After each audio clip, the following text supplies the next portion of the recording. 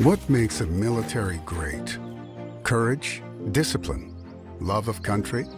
All of these are mission critical.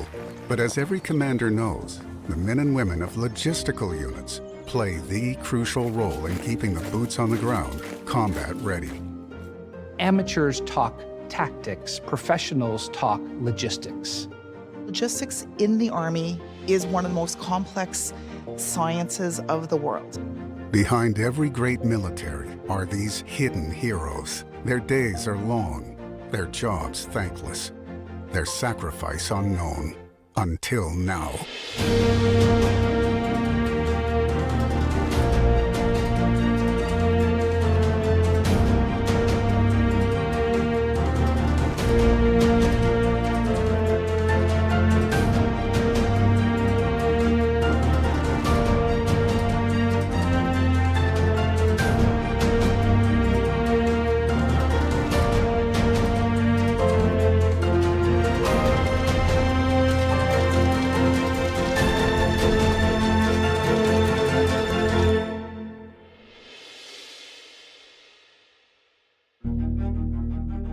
CFB Borden.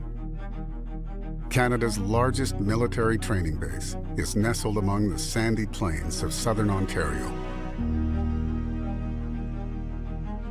Established in 1916, Borden was created to train troops headed overseas for the First World War. Today, members from across the country have shown up for annual training.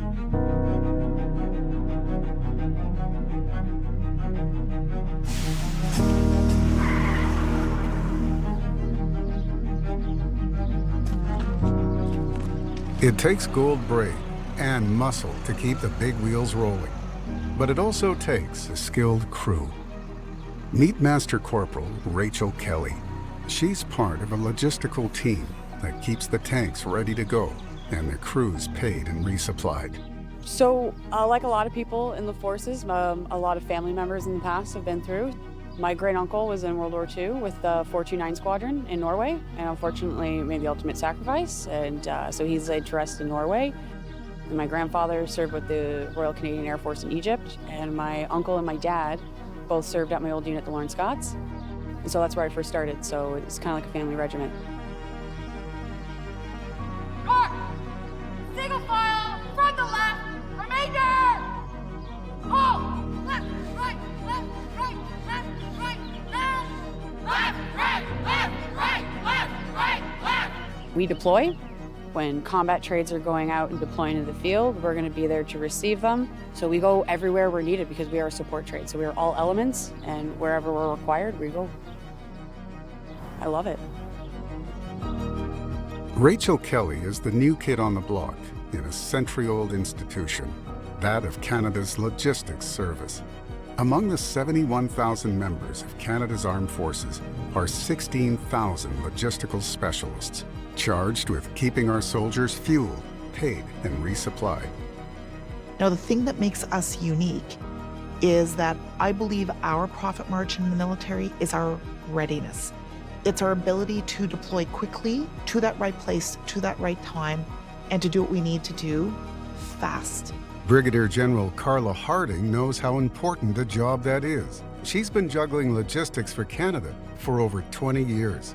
Logistics in its most purest historical form is the art of moving armies.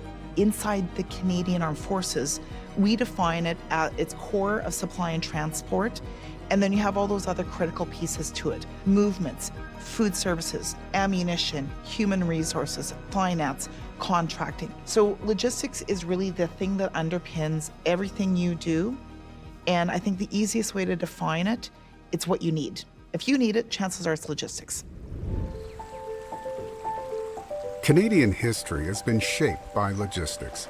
For the First Nations, the rivers were the highways of their time, moving food, weapons, supplies across the wilderness with speed and efficiency.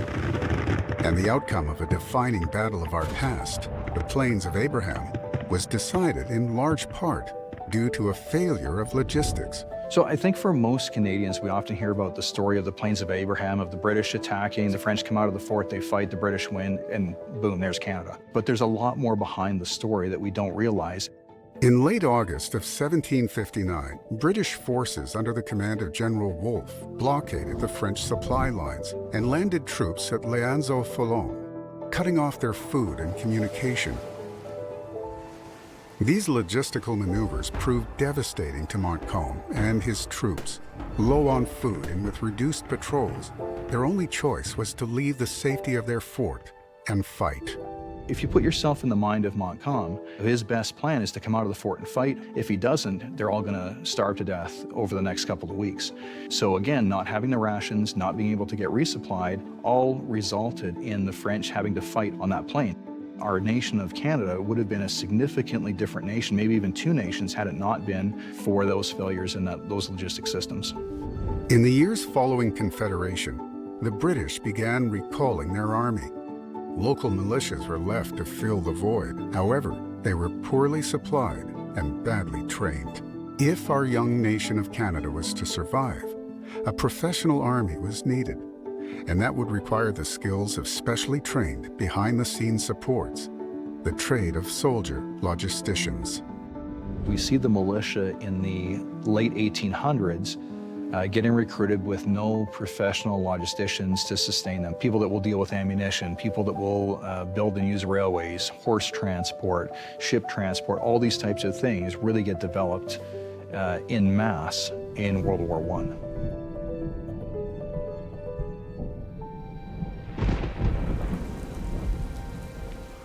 1914. The First World War was the bloodiest conflict the world had known, and it marked the start of the age of stuff, the age of logistics. If we think of Canada's First World War, a massive military effort from our young country of 8 million, we had 620,000 Canadians in uniform, and this was an enormous fighting force. But they quickly realized, of course, that they needed to have a strong service corps. Those soldiers who would be a part of the supplying of this fighting force. And if you just think of that voyage alone, just of the soldiers and the horses, numbering roughly about 45,000 soldiers and horses in that first contingent, you get a sense of the scale here. The Canadian Army Service Corps was the spine of our armed forces. Made up of civilians from all parts of the country, the CASC had responsibility for a huge swath of duties, bringing food and ammunition to the front lines, taking the wounded to safety. From transport columns to labor battalions to forestry corps, these logisticians did it all, loading up the ships and traveling alongside the expeditionary force into battle. The Canadian Army Service Corps was integral, and you can't divorce it from the combatant side of the force.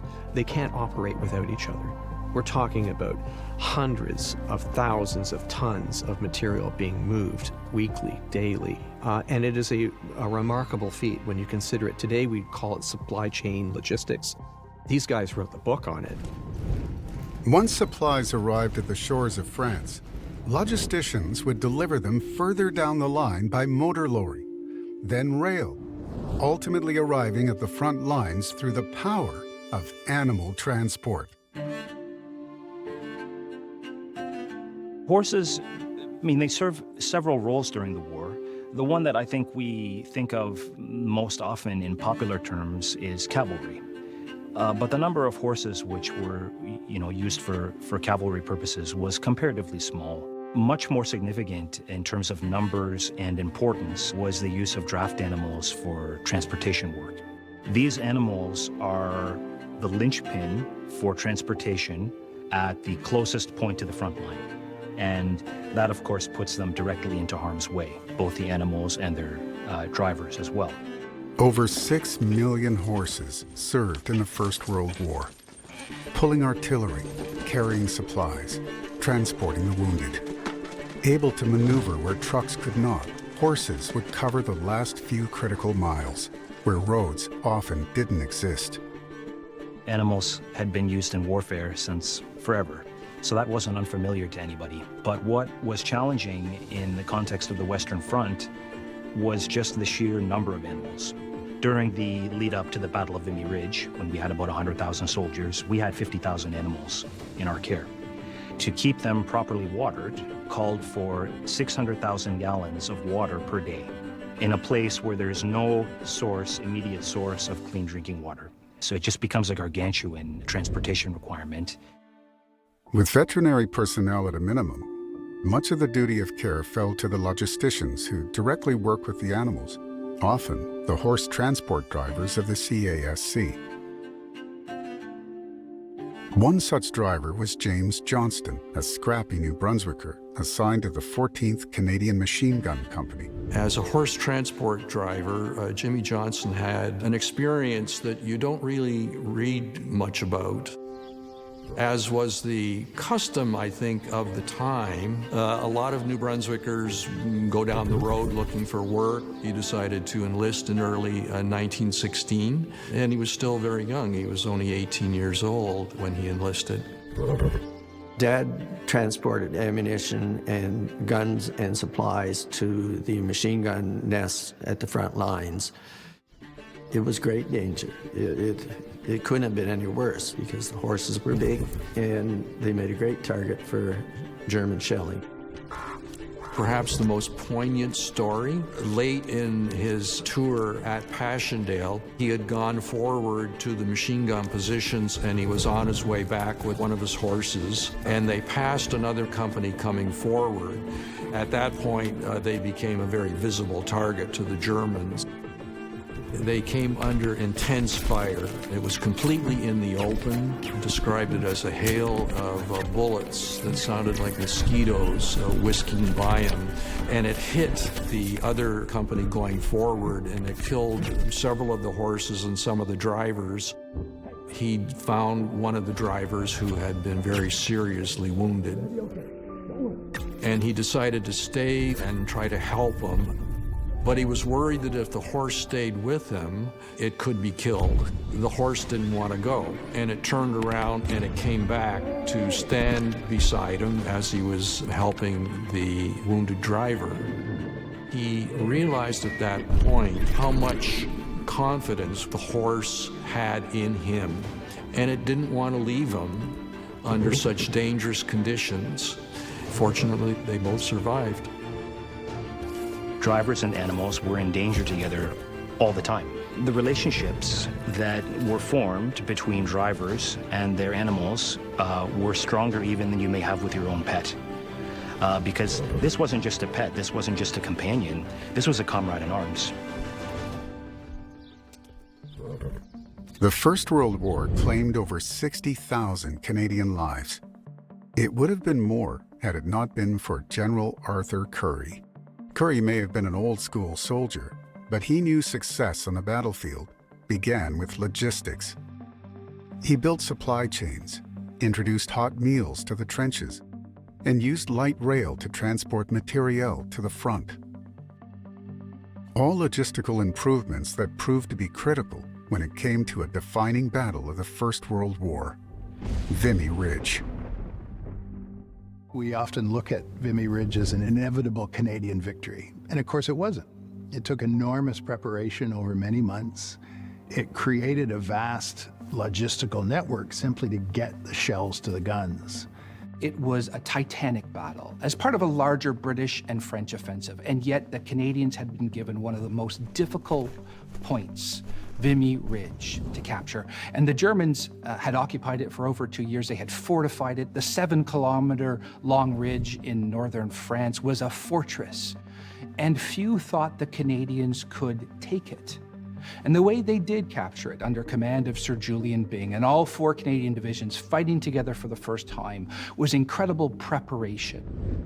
The planning that went into the battle at Vimy was the largest the Canadian Corps had experienced, and to properly prepare, they needed brains and brawn.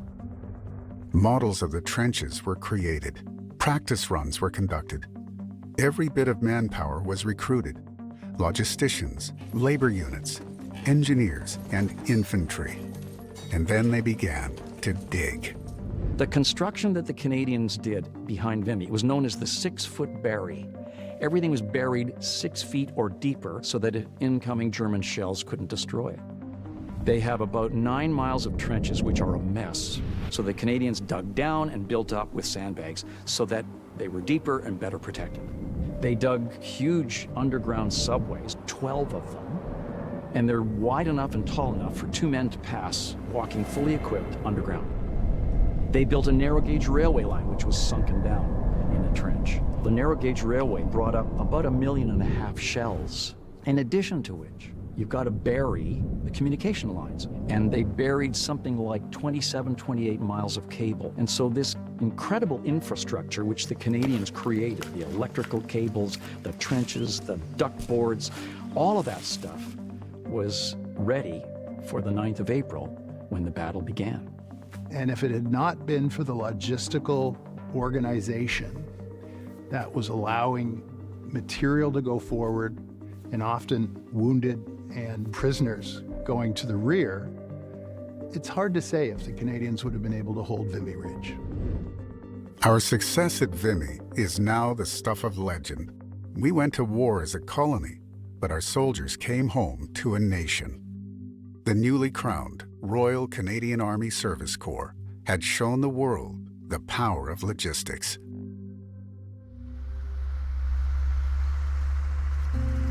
The 1930s was a time of poverty and hardship. Government priorities changed, and military budgets were slashed. The question of lessons learned from the First World War into the interwar period or into the Second World War, it's a great question because it appears as if there were very few lessons learned. The Canadian Corps was dismantled. Most Canadians then returned home as civilians, and then combined with the Depression in the 1930s, it was as if we had to learn those lessons all over again. 1939.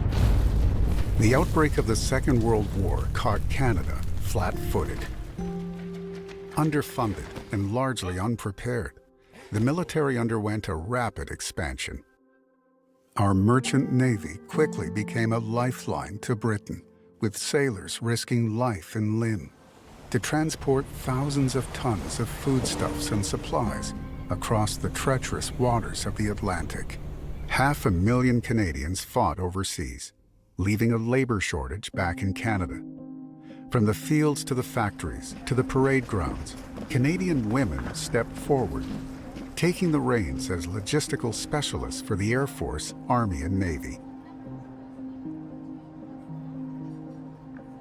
As a woman who serves, I sadly didn't know enough about the women who served before me. I think we've missed a lost generation of women that I wish we would have spent a lot more time with. And those are the women that served in uniform during World War II. What you have to understand is when you get into a war effort, and it's not just war effort, it's what we do all day, every day, there are many aspects to make the machine run. And so what you had is you had women taking over key roles to make the war machine run. And so even though a lot of the roles started off as being very secretarial in nature, and that was a lot of the early ones. It was secretary, it was stenographers, it was clerks, it was paymasters, postal clerks. You saw this starting to expand into wireless operators, cipher. You had mechanics, you had transport drivers. And so these were critical parts of the war enabling. It wasn't just about having someone to fill a job. It was about having qualified and competent women who were doing it to a high standard. But those jobs came with dangers. It's estimated that about 200 female logistical specialists died serving in the Canadian military. Some of them, ferry pilots. There was 166 women who became ferry pilots in World War II. And their job was moving the planes from point A to point B. And in many cases, it was taking it from a factory. It was repositioning them in between the different airfields, depending on where the crashes were. And it was relocating the planes. They were asked to fly multiple airframes a day. They were asked to fly with no instrument training. They had almost no background in any one of these fleets. And the weather in the UK is simply terrible. Young and eager, they took to the skies with little more than basic flight training. A bare-bones briefing manual, known as the Blue Book, provided details on how to fly the different aircraft. The rest they'd learn by trial and error. Pilots would be called upon to fly on multiple different aircraft types, and with all they had was a blue book, or what they termed as a blue Bible, and in it was multiple different pages, usually one page per aircraft, that gave simple instructions on the walk around or the outside inspection, how to start the aircraft, how to take off and land. That was it. These planes were rolling off of factory lines as fast as they can go. And we all know that nobody wants to buy a car built on a Friday afternoon. So why is that any different than a plane? There was no time for quality assurance. There was no time for the ISO 9001 standards that manufacturers have today. It had been built, you spun the propeller, and away you go and get it to the front line. One of those ferry pilots was the young Marion Orr, a pioneering Canadian aviator who was the first woman to run a flying school. She served with the Air Transport Auxiliary during World War II, flying aircraft to and from factories and squadrons. I know that Marion Orr loved flying the Spitfires more than anything else because you're off the runway and you're at 5,000 feet before you even blinked. And I know that there's one of the stories that she recounts where she's doing a delivery and the fog moved in, it's thick as pea soup, and she was almost at that really terrible point where you think you have to ditch this plane that you know is so critical to war effort. And I want to keep reiterating, these ferry pilots weren't taught tactics. They weren't taught low-level altitude flying. They were taught to get up, get down. And so this amazing woman, an incredible pilot, drops below the cloud line, believing that she is about to have to ditch the plane. No instrumentation. And off in the distance, she sees the runway lights. She's following her instincts, and she instinctively knows the length of the runway. She instinctively knows how much distance it takes for the Spitfire to stop, and she drops to the ground and lands it. And so that just speaks to the courage of this woman and her confidence and her skills and her natural instinct in the sky. And it makes me wonder what she could have been if she was allowed to be a fighter pilot herself. The ATA crew weren't the only logistical specialists risking life and limb to deliver necessary supplies. Many died flying resupply missions across Asia's notorious Burma Hump, skirting the Himalayas, navigating monsoons, and always at risk of enemy ground fire. Between 1942 and 1944, Allied air crews dropped over 500,000 tons of supplies to soldiers fighting in the jungles. A number of years ago, I interviewed a World War II Canadian pilot, veteran, who had served in the Burma theater. And he talked about the enormous challenges of flying the hump, going through the parts of the Himalayas and up and down, inside valleys, the wind currents, the enemy potential attacks from the ground or from the air. He told me in the article that I wrote, he's like, I will never forget what the troops ate for breakfast, because the roller coaster ride of just getting those supplies there was tremendous, and the amount of risk as well. A lot of planes and a lot of crews just disappeared, smashed into the side of a mountain, their plane breaks down, they have no spare parts, they have nobody to come fix their plane, there's nobody coming to get them. The geography simply precluded these pilots from getting rescued in many cases, and there were many pilots that simply disappeared with their crews and their aircraft. The air war claimed almost 60,000 Canadian lives. The mortality rate amongst flight crews was 44%. The German Reich was collapsing, but the war wasn't over. The final chapter began with the largest logistical operation in history, D-Day. The very nature of resupply for the size of the forces that were the armies of World War II is that you just can't drop it off by airplane. 130,000 men came ashore. 20,000 vehicles came ashore. Think of how much fuel you need, how many mechanics you need, repairs, parts, ammunition. You need to come in via ports. You need a sea-based replenishment chain, hence the Mulberry Harbors. Built by engineers, these massive floating harbors allowed a constant flow of logistics for the 150,000 Allied troops who'd landed in France. So the Mulberry Harbors were built in secrecy in the UK, and there was originally two of them. One was set up in Arromanches, France, which is right beside Gold Beach, which was the Brits' lead assault beach, and the other one was designed to be set up in Omaha Beach, which was the Americans' lead assault beach. And from this, you would get logistics flow into the two. The assembly started on June 7th, the day after the D-Day landing, and then it took 12 days to assemble them. And you have to imagine gigantic mechano sets because they were built in components. You had the long metal railing, and then they were on top of these gigantic steel pontoons, and then they were jacked into the seabed. They were originally designed to bring in 7,000 tons of supplies a day. By the time the Mulberry Harbor was up and operational, it was actually bringing in 18,000 tons of supplies a day. We have no end of historical examples that cite that the absence of a logistics tail is what caused armies to stop. The Allies had what the Germans did not, and that was a logistics machine behind them that was replenishing with fresh ammunition, soldiers, machinery, where the Germans were really in France with what they had. Well, the Mulberry Harbors was that artery through which all of the resupply could flow. In the post-war years, our military has played a different, yet no less important role. As peacekeepers, Canadian troops have been deployed to some of the world's most dangerous places. Cyprus, Cambodia, Rwanda, Bosnia, to name just a few, are where Canadian soldier logisticians have served and died. There can be danger in every mission in different respects. Even in domestic operations, there's a certain level of danger and a certain level of risk. And determining what those risks are and responding to them is one of the jobs of a logistician.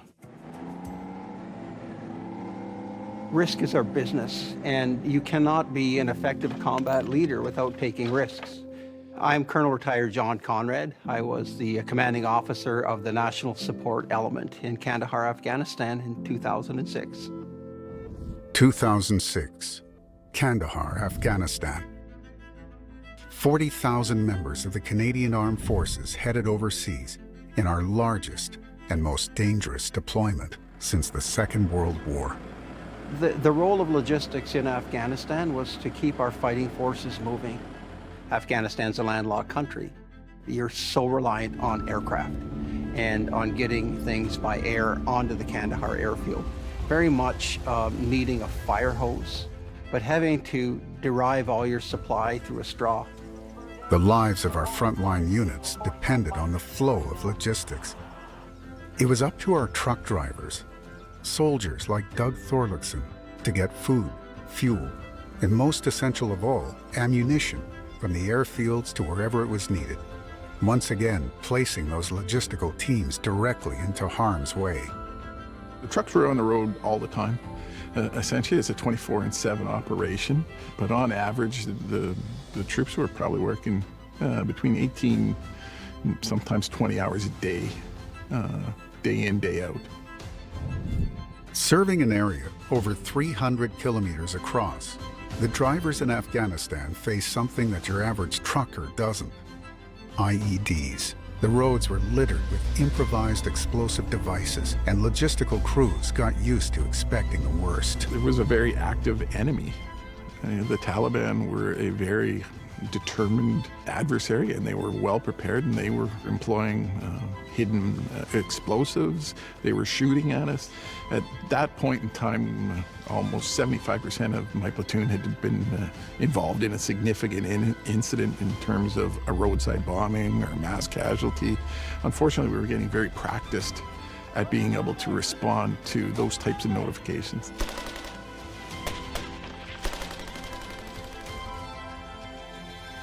They say that people remember moments, not days, but I don't think that's true anymore. Like, I think back on Afghanistan, and days stand out like these little stones in a river of memory, and they stand out with razor-like clarity. Colonel Conrad was the logistics boss on duty, August the 3rd, the day that Canadian Battle Group Task Force Orion engaged with Taliban fighters at the infamous White Schoolhouse. We were in the middle of a relief in place. I'm back on CAF that day. I'm in the command post and I'm listening to what's going on. I mean, this is a schoolhouse that flies the Taliban flags. There's no kids going to school there. Two of the battle groups' main fighting vehicle at the time was the LAV. They had struck IEDs and both their drivers had been killed. And essentially the suspension on those vehicles was taken out to the point where they're not drivable anymore. So that's the context that Doug was sent there with our recovery gear, was to assist the battle group with dragging those wounded LAV 3s home. Okay, get behind something now. We got airburst 200 meters. Shut out. What Doug found himself driving into is what Conrad calls the Second Battle of Pashmo. Firing's coming right from the left. And when his recovery team arrived, the soldiers of Task Force Orion were caught up in a fight for their lives. It was a major battle that was going on. The troops were literally fighting and dying, and they were fighting every machine gun, every weapon. The helicopters were still strafing, and you can't do the recovery of the vehicles when the vehicles are still under fire. Unable to recover the battle-damaged LAVs, Doug and his team secured a safe location a short distance away and leaguered up, taking turns on patrol. Essentially, it was my turn on shift, and I was up behind the machine gun, and about 300 meters away in front of me, a Toyota Corolla came around the corner, almost twice as fast as any other vehicle I'd seen that day. So the first thing that I did actually was I just raised my hand up, and I said, listen, stop. And now he's about 250 meters away, still coming at a fairly good rate of speed. So I actually leveled the machine gun and pointed it at his vehicle. In this case, the vehicle essentially slowed down, and he pulled over to the wrong side of the road. So he was obviously flustered, and I could see him clearly because he was about between 50 and 60 meters away from me, just sitting on the side of the road, just staring at me. He sat there for about 30 or 45 seconds, and then he essentially just stood on the gas and came barreling towards me.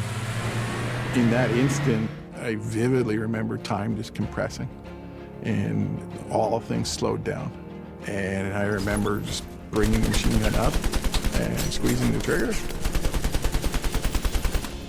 I was firing at the vehicle when it detonated.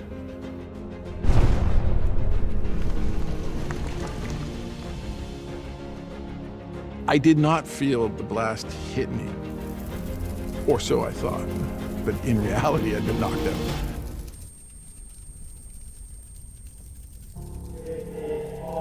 And tragically, where the vehicle detonated was beside a local Afghan tea house. And that tea house was full of people. And more than 20 were killed in the explosion.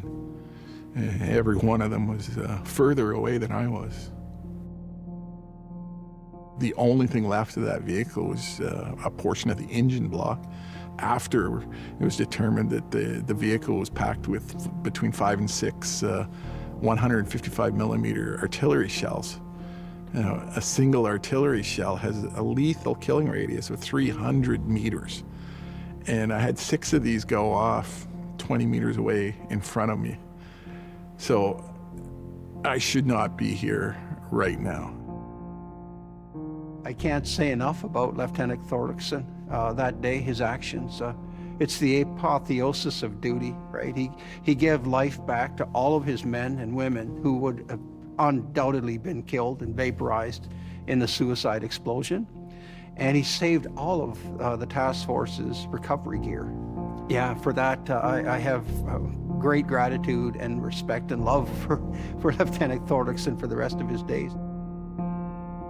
They used to say that the devil lives in Panjaway, and I can guarantee you that it was true.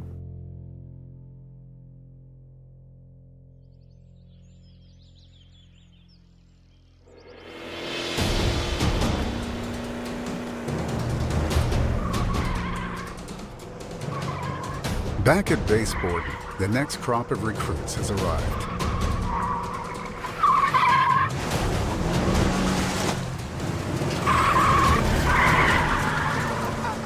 These men and women are here for specialized training. Firing on DP4 in 3, 2, 1, firing. Explosive detonation on DP4YC starting 2-minute countdown. Thank you. Ammunition technicians. Cooks. Transport drivers. HR specialists. They're prepping for careers at home and in the field, readying for the next mission that may need their specific brand of expertise. In just a few short weeks, they'll head home certified in a new purple trade. But the skills they'll need today aren't the same as yesterday. Today's Army is faster, leaner, and smarter than ever before.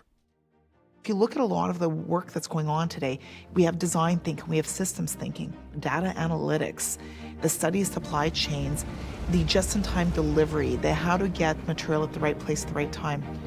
If you go back to our world wars, we just shipped in one direction and we built iron mountains. We are in a security environment where our adversaries have hypersonic missile capability to a 12-figure grid reference. Why would I have a pile of ammunition? Warfare's changed and logistics has changed with it. And here at home, our logistics teams are always at the ready to assist when Canadians need them, whether it's floods, fires, or distribution of medical equipment and vaccines. One of the reasons why we have such a strong response capability is that we have forces full-time who are dedicated to studying the problem. We know we have a flood season in Canada. So we start watching flood levels in January. It's the same thing as fires. Come springtime, you have the reserve teams going, okay, who's available for call-out? Who's interested in doing a flood? Who's interested in doing a fire? And then you have the reactionary ones, our search and rescue technicians, where there's risk to life and limb. It really is a whole of team effort. And so logistics and preparedness and readiness is the art by which we can deliver on that mandate as fast as possible. And Master Corporal Kelly is suiting up for her new role as a support to the Canadian Navy. It's a great history to be a part of because all of these support trades help the success at that front line. This one member on the front line, they have a battalion or a whole unit of support from multiple trades that are making sure they get there, and they will go above and beyond to get that job done, and they will do that job wherever you ask them to do it. It's a history I'm very proud to be a part of. There's been a phrase that has been coined at times where amateurs talk tactics, professionals talk logistics. And what is meant by that, I think, is that the amateurs are kind of drawn to that face of battle, the experience of combat, without quite understanding the incredible work that goes behind the planning, the preparation, the logistical achievements. And the two have to work together. There is really a constellation of unsung heroes. This is the linchpin without which you can have no military campaign. They're able to ensure that Canadian forces are well respected around the world. There's no doubt about that. So they are heroes, absolutely heroes. I think they're definitely heroes. They don't do it because they're looking for recognition. They do it because they're dedicated to serving others. Canada's armed forces are one of our most treasured institutions. A community of men and women who, by their unrelenting commitment, help us all sleep better at night. At its core are the highly trained logistical specialists who make sure our fighting men and women are never in need. They serve without notice until called, and when they are, they're always there without fail. These are the hidden heroes of the Canadian military.